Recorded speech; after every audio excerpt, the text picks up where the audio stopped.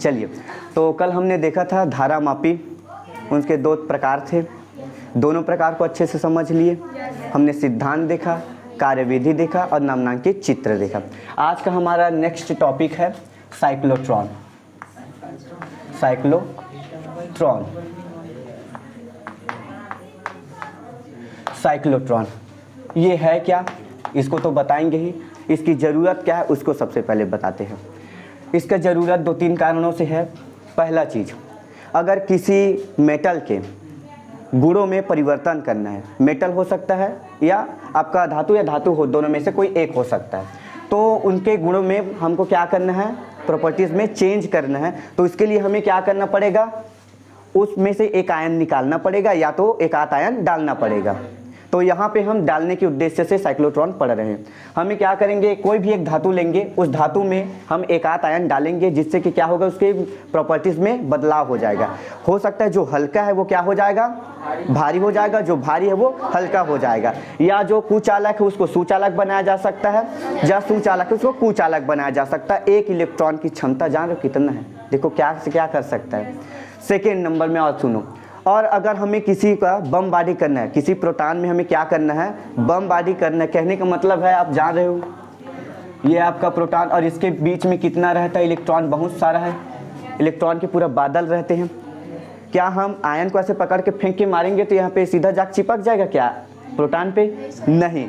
इसके लिए हमें क्या चाहिए, उच्च तीव्रता वाला आयन, जो कि इन इलेक्ट्रॉनों से लड़ते हुए, टकराते हुए यहाँ पे क्या करे, चोट पहुँचाए, आघात पहुँचाए, जिससे उसके प्रॉपर्टीज़ में क्या हो जाए, बदलाव हो जाए। तो ये तीन कारण है जिसके कारण हमें ये साइक्लोट्रॉन बनाना पड़ा। और बनाने का प्रक्रिया बहुत लंबा है, सोचते हैं पहले कि चलिए कैसे बना। सबसे पहले तो हमने सोचा कि क्या चीज़ को टकराया जाए, इलेक्ट्रॉन को, प्रोटॉन को, न्यूट्रॉन को, ड्यूट्रॉन को, कौन सा चीज़ है, क्या है। तो हम जानते हैं न्यूट्रॉन, ये कैसा होता है, विद्युत उदासीन होता है। क्या होता है, विद्युत उदासीन। इसमें तो क्या नहीं रहता है, विद्युत ही नहीं रहता, ये गति ही नहीं करता। दूसरा चीज़ लाते हैं आपका इलेक्ट्रॉन। इलेक्ट्रॉन गतिशील है, गतिशील है, क्या है, गतिशील है। लेकिन सुनो सुनो, यहाँ पे एक दिक्कत है, इसका द्रव्यमान बहुत कम होता है। इसका द्रव्यमान क्या होता है, बहुत कम होता है, बेहद कम होता है, जिसके कारण ये इलेक्ट्रॉन उपयुक्त नहीं है। जी सर। अब उसके बाद देखते हैं आपका प्रोटॉन, यानी कि धन आयन। कौन सा आयन, धन आयन, यानी कि हम लेते हैं यहाँ पे प्रोटॉन। प्रोटॉन का इलेक्ट्रॉन की तुलना में क्या है, क्या है, द्रव्यमान अधिक है, द्रव्यमान अधिक है, जिसके कारण ये तो थोड़ा आ रहा है, प्रोटॉन जो है हमारा काम का लग सकता है। अभी और चुनेंगे तीनों में से कौन है, अभी ड्यूट्रॉन भी आएगा, अल्फा बीटा गामा कण भी आएंगे, उन सबको हम चुनेंगे क्या कौन सा लायक है काम करने का। ठीक है, तो यहाँ पर हमने एक चुनाव कर लिया है, इसका प्रोटॉन का, धन आयन का हमने चुनाव कर लिया, इस बेस पे कि इसका द्रव्यमान अधिक है इलेक्ट्रॉन के तुलना में, और इसमें आवेश रहता है। ये दो कारण है। ठीक है, तो एक गति अब कैसे कराएं, अभी सिलेक्ट आपको इस प्रोटॉन को, हम धन आयन को किसी क्षेत्र में गति कैसे कराया जाए। सोचिए, हमारे पास इस प्रोटॉन को गति कराने के लिए कुछ ऐसा युक्ति है क्या जो इस प्रोटॉन को गति कराए। सोचो जरा, गति कराने के लिए कुछ है क्या। हम यहाँ पे ले आते हैं चुंबकीय क्षेत्र। ये हमारे पास दो, एक चुंबक है, मान लीजिए ये है दंड चुंबक, ये आपका एन ध्रुव, ये आपका एस ध्रुव। और हम पढ़ के आए हैं कि एन एस ध्रुव, यानी कि आप बोल सकते हो चुंबक जो है गति कराने के लिए, आवेश को गति कराने में असमर्थ है, गति नहीं करा सकता। तो क्या करता है ये, केवल ये उसकी दिशा को परिवर्तित करता है। किसकी दिशा को सर, धन आयन की दिशा को परिवर्तित करता है, उस पर बल नहीं लगाता है। क्या करता है, सिर्फ और सिर्फ दिशा ही बदलता है। तो यहाँ पर तो चुंबकीय क्षेत्र काम नहीं आएगा, काम नहीं कर पाया। अब देखते हैं इलेक्ट्रिक फील्ड। ये हमारा इलेक्ट्रिक फील्ड है, इस पे आपका धन आवेश है, इस पर आपका माइनस आवेश है। क्या आवेश है, माइनस आवेश है। अब हम इसके बीच रखेंगे एक धन आवेश। धन आवेश को हमने जैसे ही रखा, ये दौड़ते हुए इसके पास गया और इसके पास जाके ये चिपक गया। कुछ तो गति हुआ, गति तो हुआ, लेकिन यहाँ पे जाके वो स्थिर हो गया। हमको कुछ ऐसा जुगाड़ लगाना पड़ेगा जिससे कि ये धन आयन इस क्षेत्र में क्या करने लगे, गति करने लगे। लेकिन हम देख रहे हैं कि यहाँ से यहाँ का ट्रैवल करके स्थिर हो गया। जितना, अब देखो हम इसको क्यों ऐसा क्यों सोच रहे, गति हुआ लेकिन हमें जितना गतिशील आवेश चाहिए उतना नहीं मिला, हमें जितना गति की आवश्यकता है उतना हमें नहीं मिला। तो क्या करेंगे, अब सिंपल सी बात है सर इसका दूरी बढ़ा दो, दूरी बढ़ाएंगे तो धन आवेश को गति करने के लिए ज़्यादा स्पेस मिलेगा, मिलेगा कि नहीं मिलेगा। लेकिन यहाँ एक दिक्कत है, अगर दोनों प्लेट की दूरी को हम क्या करते हैं, बढ़ाते हैं, तो उनके बीच इलेक्ट्रिक फील्ड कमज़ोर हो जाती है, लूज़ हो जाती है। कैसा हो जाता है, लूज़ हो जाता है। इलेक्ट्रिक फील्ड जो है वो क्या हो जाती है, कम हो जाती है। जितना पास रहेगा उतना ही क्या रहेगा, अधिक रहेगा। जितना दूर रहेगा इलेक्ट्रिक फील्ड उतना ही कम। यानी कि इलेक्ट्रिक फील्ड के कारण इस धन आवेश पर कम बल लगेगा, जिसके कारण पहले कैसे करके जा रहा था, जूम करके आ जाता था, लेकिन अब कैसे जाएगा, जूम ऐसे करके आएगा। ठीक है, क्लियर। पहले ये जूम से आ जाता था, अब ये धीरे से जाता जूम करके। ठीक है, तो ये दिक्कत आ रही थी। गति हमें स्पीड वाला चाहिए, वेग तो इसका ठीक ठाक बढ़ रहा है, कोई दिक्कत नहीं है। आप पृष्ठ को बढ़ाओगे, सरफेस को बढ़ाओगे तो वेग बढ़ता है। कैसे पता चला सर, गति के दूसरा नियम, जहां पे 2as करके लिखा है, s v is equal to 2as, उसमें t भी है, ut। देखो फॉर्मूला लिख देता हूं, v is equal to ut plus 2as। ये बताता है क्या है, ये सरफेस विस्थापन है, विस्थापन डिस्प्लेसमेंट। तो डिस्प्लेसमेंट जितना अधिक होगा वेग उतना ही अधिक होगा। तो हमने इस वेग को बढ़ाने के चक्कर में इन दोनों के बीच की डिस्प्लेसमेंट विस्थापन को बढ़ा दिया, लेकिन इलेक्ट्रिक फील्ड जो आपका है वो क्या हो गया, लूज कर गया, जिसके कारण ये धन आवेश हो सकता है ज़्यादा बढ़ाएंगे तो गिर भी जाएगा, बीच में थोड़ी हवा में ऐसे लटके रहेगा, गिर जाएगा नीचे। ठीक है, तो ये दिक्कत आ गई कि अगर प्लेट को दूर करेंगे इलेक्ट्रिक फील्ड क्या हो जाएगा, कमज़ोर हो जाएगा, जिसके कारण ये गति करने में असमर्थ हो जाएगा, गति नहीं कर पाएगा, रुक जाएगा। तो इसके लिए अब क्या करें सर, इसके लिए अब क्या करें, हमें तो गति कराते रहना है। उस पिंड को, धन आयन को हमें गति कराना रहे। जितना ज़्यादा गति कराएंगे उसका वेग उतना ही ज़्यादा क्या हो जाएगा, बढ़ती जाएगा, इंक्रीज होते जाएगा। चलिए सोचिए सब क्या सिस्टम लाए जिसके कारण वो जो है गति करते रहे। क्या सिस्टम लाया जाए, सोचो सोचो सोचो, जल्दी से सोचो, सोचो जल्दी से सोचो, सोचो जल्दी सोचो, क्या किया जाए जिसके कारण वो गति करने के लिए इसी क्षेत्र में गति करता रहे। ठीक है, इसी क्षेत्र में क्या करता रहे, गति करता रहे। यानी कि ये यहाँ पर है, मान लीजिए धन आवेश यहाँ पर है, तो ये यहाँ से यहाँ जाए, फिर यहाँ से यहाँ जाए, फिर यहाँ से यहाँ जाए, फिर यहाँ से यहाँ जाए, फिर यहाँ से यहाँ, फिर यहाँ से यहाँ जाते रहे और फिर वही चक्कर लगाते हुए जाए। क्या से इंतजाम किया जाए, तब यहाँ पे आता है चुंबकीय क्षेत्र। चुंबकीय क्षेत्र जो है गति कराने में सहायता प्रदान नहीं करती है, लेकिन दिशा जरूर परिवर्तित कर सकती है। अर्थात इसकी दिशा इधर की ओर जा रही है तो इसकी दिशा को कौन परिवर्तित कर देता है, चुंबकीय क्षेत्र परिवर्तित करके इधर की ओर लाएगा।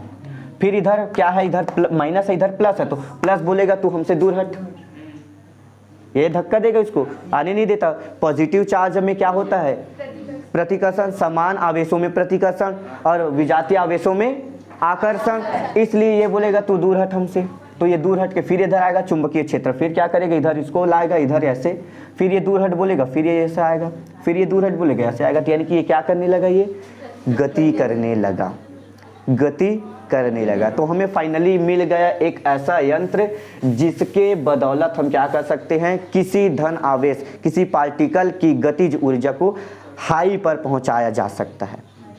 अब ऐसा कब होगा, दो कारण है। ऐसा तब होगा जब इलेक्ट्रिक फील्ड उपस्थित हो और चुंबकीय क्षेत्र उपस्थित हो। दोनों की अनुपस्थिति या दोनों में से किसी एक को गायब कर देंगे तो काम नहीं बनेगा। ठीक है, तो चलिए फाइनली हम साइक्लोट्रॉन का चित्र बनाते हैं। ठीक है, तो ये है आपका साइक्लोट्रॉन, ये रहेगा आपका डी आकृति का, ये ऐसे, ये ऐसे, ये कैसे है, तो ये ऐसे है, ये ऐसे, और इसको हमने पास में ऐसे रखा है। ये समझो ये वृत्ताकार है, ये क्या कौन सा कार है, वैसा। ऐसा नहीं है, ऐसा है, ऐसा है, वृत्ताकार है। थोड़ा देखो ध्यान से, ठीक है। तो थोड़ी इसको और अच्छे से बना, तो जैसे कि आपको लगे कि 3D में बनाए हैं सर जो है, ये लो, ये ऐसे, ये 3D में लगना चाहिए, आपको दिखना भी चाहिए कि ये लो, ठीक है। ये ऐसा है, इसको हमने नाम दे दिया है D1, इसको नाम दे दिया D2, इसीलिए ये D आकृति का है। ये ऐसे है, बाउल जैसे है, कटोरी जैसे, ऐसे देखो, ठीक है। तो ये बाउल जैसे है, इसलिए हमने इसको नाम दे दिया D1, डिश बोलते हैं इसको, D आकृति का, इसलिए हमने क्यों डिश बोलते हैं, तो डिश1, डिश2। अब हमें क्या करना पड़ेगा, इसको जब तक हम इलेक्ट्रिक फील्ड से कन्वर्ट नहीं करेंगे, जोड़ेंगे नहीं, तब तक इसमें इलेक्ट्रिक फील्ड जनरेट नहीं होगा। तो हम इसको क्या करते हैं, हाई पोटेंशियल वाली धारा से इसको अटैच कर देते हैं, जोड़ देते हैं। तो यहाँ पे रहेगा आपका हाई रेजिस्टेंस वाली, सॉरी हाई पोटेंशियल वाली, ये ऐसे।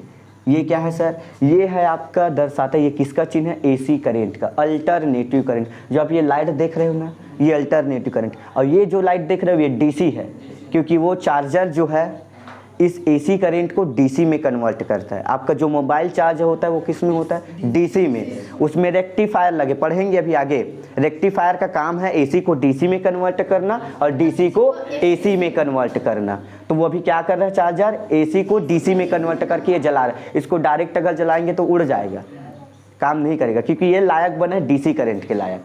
तो हमने क्या किया, हाई रेजिस्टेंस वाली, सॉरी हाई पोटेंशियल, कितना सर, 1,00,000 विभवांतर वाला हमने क्या किया, यहाँ पे पोटेंशियल का क्या लगाया हमने, धारा लगाया है, ठीक है। और इसके ऊपर और नीचे में क्या है आपका, क्या है, चुंबकीय क्षेत्र। यहाँ पर है आपका एन ध्रुव, आपका एन पोल है, और यहाँ पर है आपका साउथ पोल है, ये ऐसे, यहाँ पर है आपका साउथ पोल है, एन पोल साउथ पोल। ये कैसा एडजस्टमेंट है सर, कल ही आप बोले थे कि जो है नॉर्थ पोल और साउथ पोल एक साथ ही रहते हैं, अलग अलग नहीं रह सकते। ये नाल चुंबक है, ये ऐसे है, देखो ये ऐसे, ये एस ध्रुव ऊपर वाला और ये नीचे वाला क्या है आपका एन ध्रुव, ये ऐसे है, और इसके बीच में ही है ये डीज, ये ऐसे है नॉर्थ पोल साउथ पोल, और ये डीज ऐसे है इसके अंदर में, ठीक है। और कैसे इसको फिट किया गया पता है, ये देखो, ये जाएगा आपका चुंबकीय, सॉरी विद्युत क्षेत्र, ऐसे इनकी दिशा ऐसे रहेगी, देखो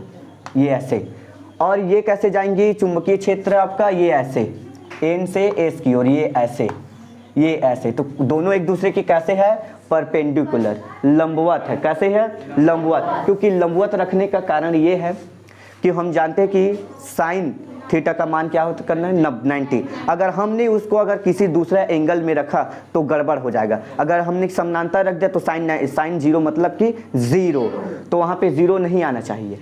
और हम जानते हैं ये प्रभावी रूप से तभी वर्क करता है जब एक दूसरे के क्या हो, परपेंडिकुलर हो, लंबवत हो, ऐसे ऐसे लंबवत हो, ठीक है। तो लंबवत रहेगा तभी ये काम करेगा। इतना बात क्लियर है।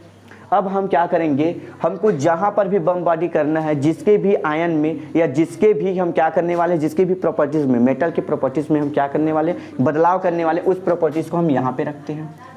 ये मान लीजिए एक आयरन लोहा है, लोहा का टुकड़ा है, इसके हमको गुण को बदलना है, कुछ बदलना है, ठीक है।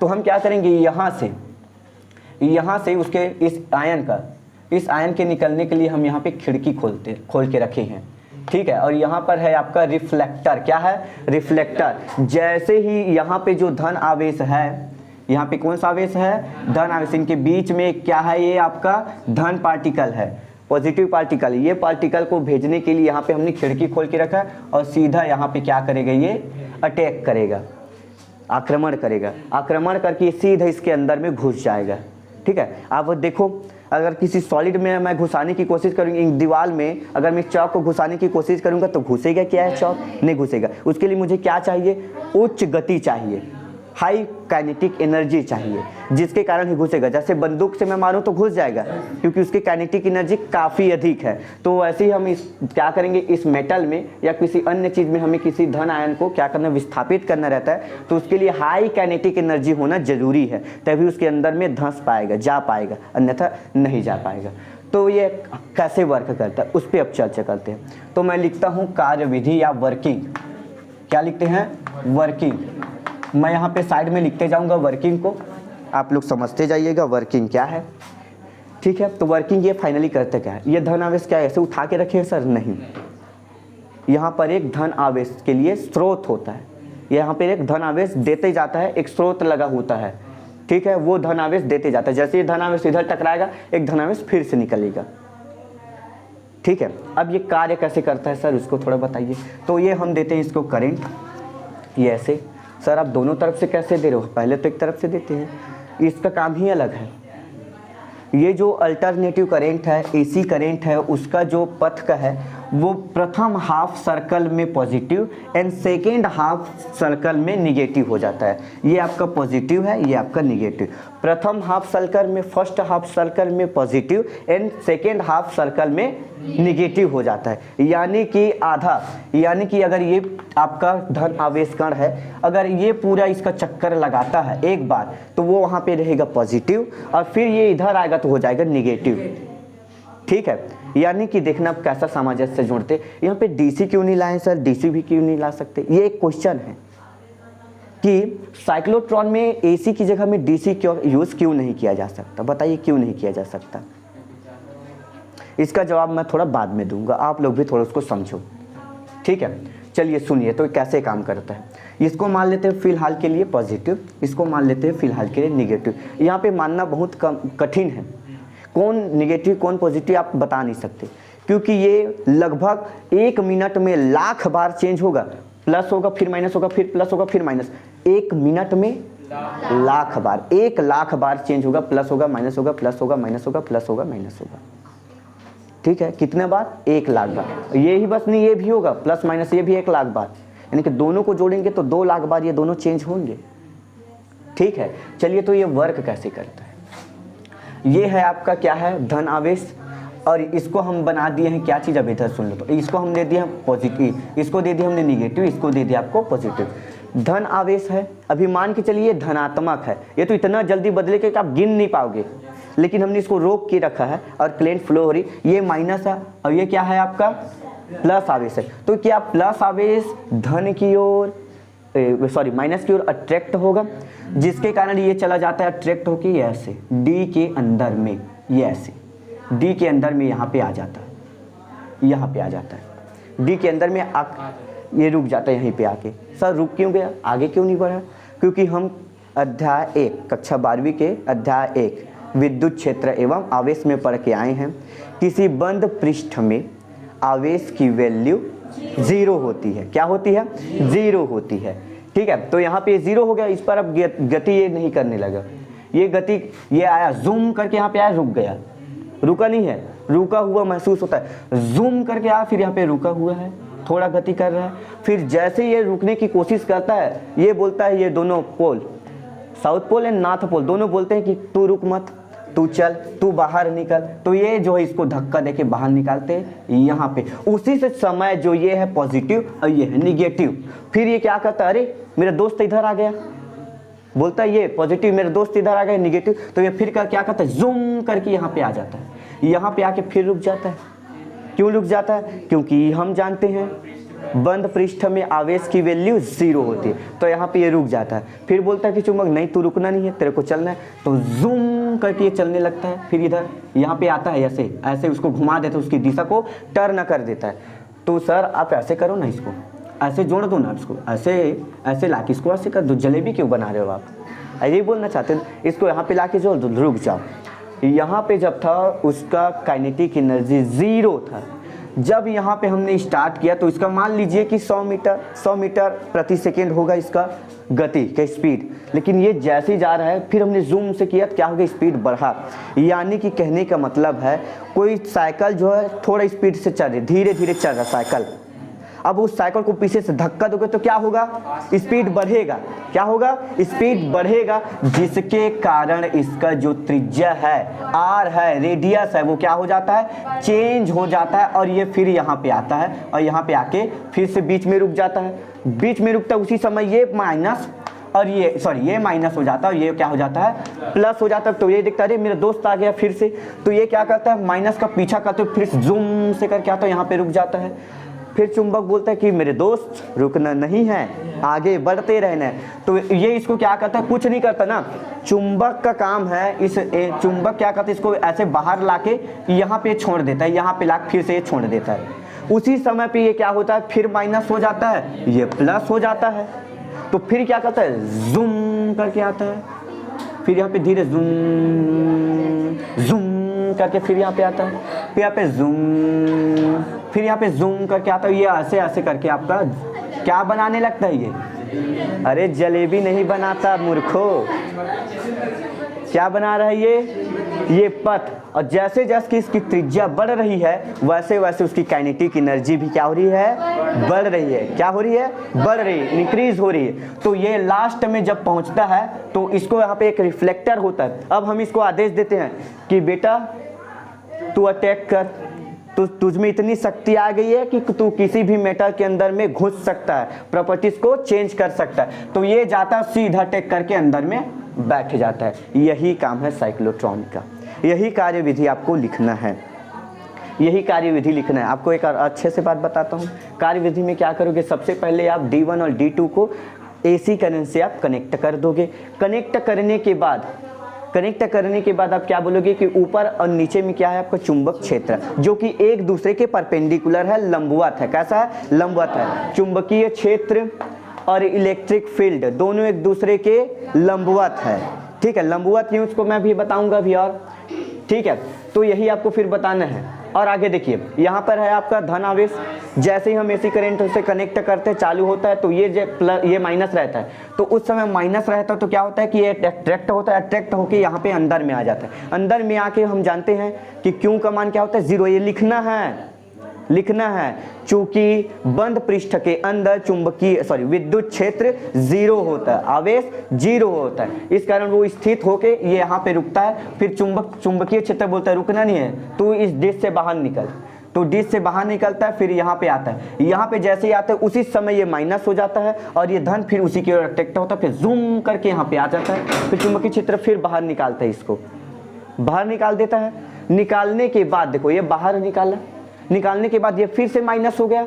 वही क्रिया चलती रहती है और आपका रेडियस धीरे धीरे इंक्रीज होता है। लगभग कितना रेडियस इंक्रीज होता है, तो ये D के आकृति का जितना आपका इंक्रीज होता है। जैसे ये D के बराबर हो जाता है, पूरा वृत्त के बराबर, तो ये क्या करता है, अटैक करता है किसी मेटल पे और उसके अंदर में जाके बैठ जाता है, विस्थापित हो जाता है। यही है कार्यविधि, प्रोसेसिंग। ठीक है। अब अगर हमें बोला जाए, थोड़ा कैलकुलेशन कर ले ऐसा, तो हमें अगर कोई बोलते हैं कि इसका अगर R ज्ञात करना होगा तो हम कैसे ज्ञात करेंगे। यानी कि इस पूरे सर्कल की जो लास्ट वाली सर्कल की बात करूँ मैं, इस लास्ट सर्कल की त्रिज्या कितनी है, तो हम बताएंगे भाई, मान लो अगर इस चुंबकीय क्षेत्र का मान B है, जो NS ध्रुव के कारण उत्पन्न है। चुंबकीय क्षेत्र कितना है जी, मान लेते हैं B है। मान लो चुंबकीय क्षेत्र क्या है, B है, तथा इलेक्ट्रॉन का वेग प्रोटॉन का वेग या धन आयन का वेग कितना है, धन आयन का वेग कितना है, v है।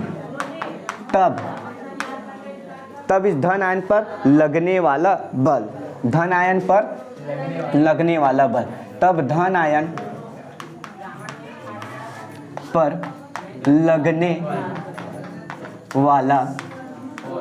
बल, तो बल बराबर बता लॉरेंज के नियम से, बल इज इक्वल टू क्या होता है, QVB लॉरेंज बल से। ठीक है। और यहाँ पे रहता है आपका साइन थीटा, चूंकि ये दोनों एक दूसरे के लंबवत है। क्या है, लंबवत है। लॉरेंज बल अभी तक नहीं पढ़े हो क्या? चलो ठीक है, अगला टॉपिक वही रहेगा। फिर लॉरेंज बल का मान होता है F is equal to QVB sine theta. चूंकि यहाँ पे थीटा इज इक्वल टू हम क्या ले सकते हैं, थीटा इज इक्वल टू ले सकते नहीं है, 90 है। चुंबकीय क्षेत्र और विद्युत क्षेत्र एक दूसरे के लंबवत है, यही कारण है हम उसको लंबवत रखे हैं, ताकि कोई भी कोण ना बने। ठीक है, सीधा आपको सर्कल मिले।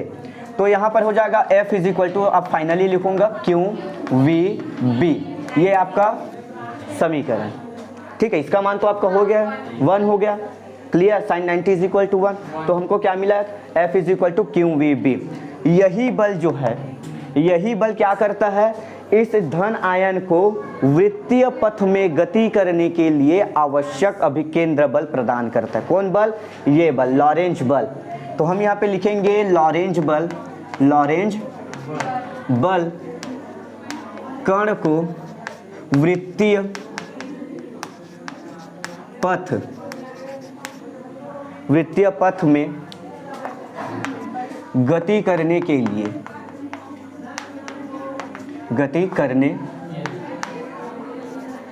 लिए आवश्यक अभिकेंद्र बल प्रदान करता है, अभिकेंद्र बल प्रदान करता है। चलिए बताइए फिर अभिकेंद्र बल का फॉर्मूला क्या होता है। F इज इक्वल टू कक्षा 11वीं से क्या होता है भाई, mv का स्क्वायर अपॉन r, यही तो होता है। m क्या है सर, इस इलेक्ट्रॉन इस प्रोटॉन का मास है। v क्या है सर, वेग है। किसका वेग सर, इसी प्रोटॉन का वेग है। और ये r क्या है सर, जिस वृत्त में घूम रहा है उसी का क्या है, ये त्रिज्या है। ठीक है, तो दोनों एक जैसे हैं बल, इसके दोनों ही लेफ्ट हैंड में क्या है, बल और बल है। बस 5 मिनट और है सर। ठीक है, 5 मिनट 55 में निकल जा, 50 60 में निकलता हूँ। ऐसे कर ठीक है ना, मैं 60 में निकलता हूँ।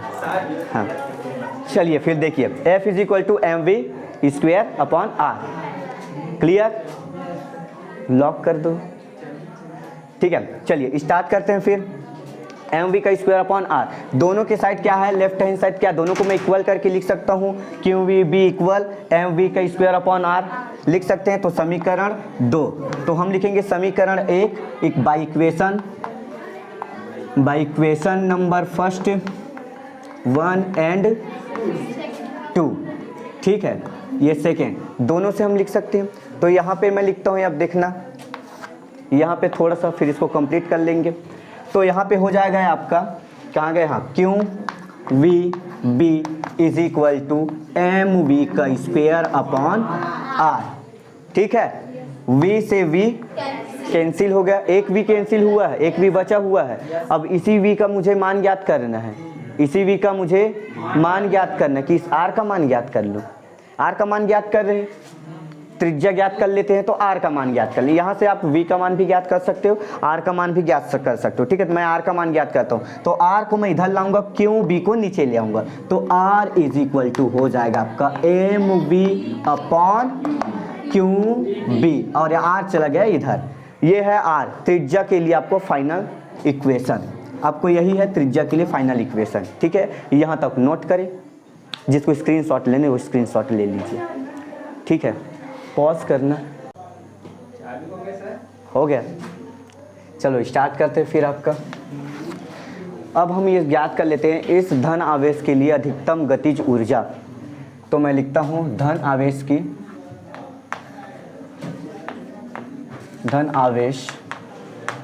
की अधिकतम गतिज ऊर्जा। अब हम ज्ञात करेंगे इसमें कितना ऊर्जा उत्पन्न किया जा सकता है। ठीक है, चलिए देखिए फिर गतिज ऊर्जा के लिए, तो मैं जो लिखा था अभी उसी को फिर से लिखता हूँ, Q V maximum, Q V B is equal to M V का स्क्वायर अपॉन आर। अब चूंकि मुझे अधिकतम गतिज ऊर्जा निकालनी है, तो अधिकतम गतिज ऊर्जा कब होगी, जब वो अधिक ज़्यादा किस में होगी, आर में होगी। सबसे ज़्यादा उसका क्या होनी चाहिए, रेडियस होगा, तब उसकी वेग जो है अधिक होगा। तो वेग क्या चाहिए, मैक्सिमम होनी चाहिए, अधिकतम होनी चाहिए, वेग की अधिकतम होनी चाहिए, और उसका रेडियस भी क्या होनी चाहिए, अधिकतम होनी चाहिए, मैक्सिमम होनी चाहिए। ठीक है, तो वेग और रेडियस क्या होनी चाहिए, अधिकतम होना चाहिए। तो यहाँ से एक v और यहाँ से एक v कैंसल आउट हो गए, तो यहाँ पे फाइनली बच गया आपका क्यू बी। क्लियर, यहाँ पे बचा एम वी मैक्सिमम अपॉन यहाँ बच गया आर मैक्सिमम। ठीक है, अधिकतम। क्लियर, अधिकतम के लिए अगर के लिए निकालना होता तो मिनिमम लिखते। क्लियर। चलिए, तो हमें क्या ज्ञात करना है, अभी वी ज्ञात करना है। जितना क्यों वी ज्ञात करेंगे, तभी तो हमें काइनेटिक एनर्जी मिलेगा, गतिज ऊर्जा मिलेगा। ठीक है, तो v इज इक्वल टू, मैं कैसे लिख सकता हूँ, V maximum is equal to, मैं इसको इधर भेज दूंगा, ये गया इधर, तो ये हो जाएगा Q B R maximum upon में चला जाएगा आपका एम। तो यहाँ से मुझे क्या मिल गया, वी मैक्सिमम, यानी कि क्या फाइंड कर लिया है, अधिकतम वेग। क्या मिल गया मुझे, अधिकतम वेग। चूंकि मुझे अधिकतम वेग नहीं, गतिज ऊर्जा निकालना है, तो काइनेटिक एनर्जी की फॉर्मूला क्या है, के इक्वल टू बताओ 1/2 क्या होता है, एम वी का स्क्वायर। ठीक है, तो यहाँ पे लिखूंगा मैक्सिमम के लिए, तो मैक्सिमम तो एम का स्क्वायर मैक्सिमम के लिए। ठीक है, तो यहाँ पे इज इक्वल, ये हो गया हाफ, और उसके बाद आपका एम वी का मान यहाँ पे पुट करो। वी का मान क्या आया है, तो यहाँ पे क्यू बी आर मैक्सिमम। ठीक है, अपॉन में क्या है आपका, यहाँ पे लिखिए। तो देखो एक एम से एक हट गया, देखो यहाँ पे स्क्वायर है ना, ये ध्यान देना, ये स्क्वायर है, क्या है, स्क्वायर है। देखो तो यहाँ पे बच जाएगा आपका k is equal to 1/2 m।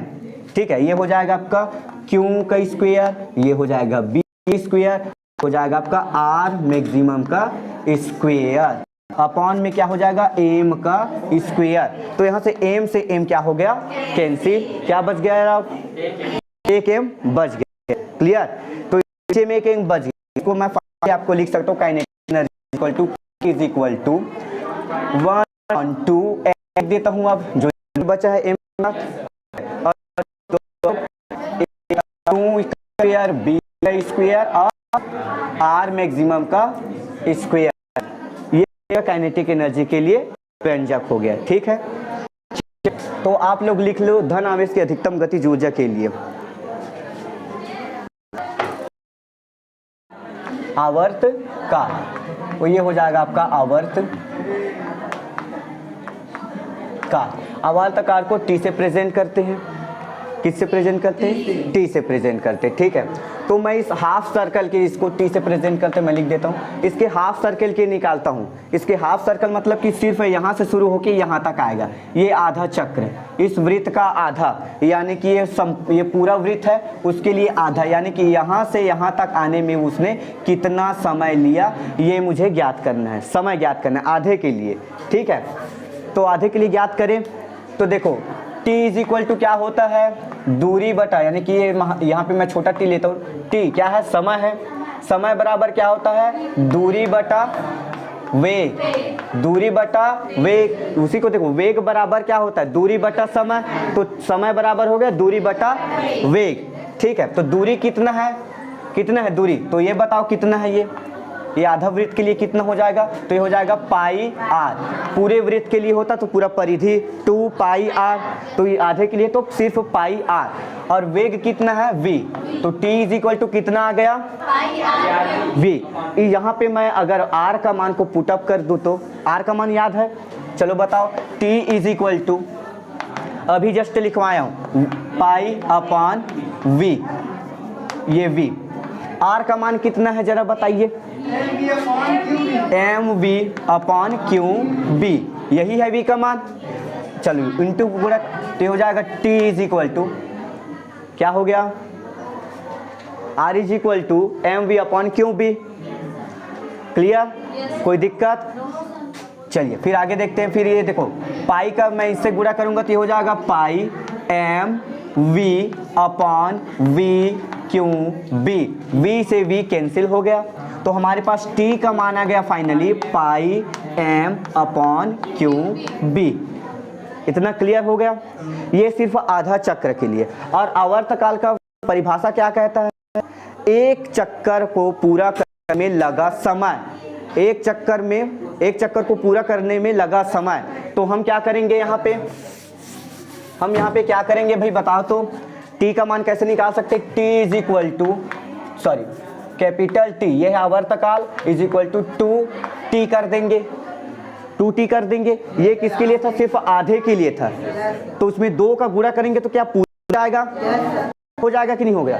तो हमने क्या किया, टी के साथ हमने 2 का गुणा किया, तो ये है आवर्तकाल का टी और ये 2, बस हम 2 का इसके साथ गुणा कर देंगे तो 2 pi M upon Q B. ये आवर्तकाल का ये फॉर्मूला, ये क्या है आपका आवर्तकाल का फॉर्मूला। यहीं पे देखो आवृत्ति को, फ्रीक्वेंसी, और यही आपका मेन है, इसी को हमको क्या करना रहता है, एडजस्ट करना रहता है। कैसे एडजस्ट सर, जब भी ये जो है इलेक्ट्रॉन जो है क्या होनी चाहिए, विपरीत दिशा में होनी चाहिए। अगर यहाँ पे धन आवेश तो ये होना चाहिए माइनस, अगर यहाँ पे धन आवेश तो ये होना चाहिए माइनस।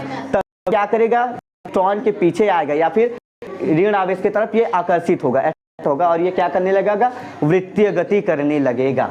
चलिए तो आवृत्ति फ्रीक्वेंसी देख लेते हैं क्या है। फ्रीक्वेंसी को किससे प्रदर्शित करते हैं, न्यू से, तो न्यू, जी हाँ न्यू। और हम जानते हैं कि आवृत्ति जो है 1 अपॉन आवर्तकाल के बराबर होता है, 1 अपॉन आवर्तकाल टी के बराबर होता है। तो आप क्या हो जाएगा, आवृत्ति बराबर क्या हो जाएगा आपका, V new is equal to 1 upon T का मान रख दो, क्या है 2 पाई एम बराबर क्यू बी, ठीक है क्यू बी।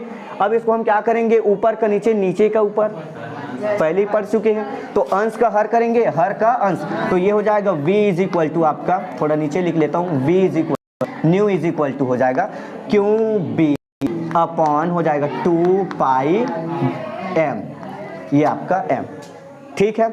ये आपका आवृत्ति और इसी के साथ साइक्लोट्रॉन होता है पूरा कंप्लीट, क्लियर। चलिए नोट कर लीजिए।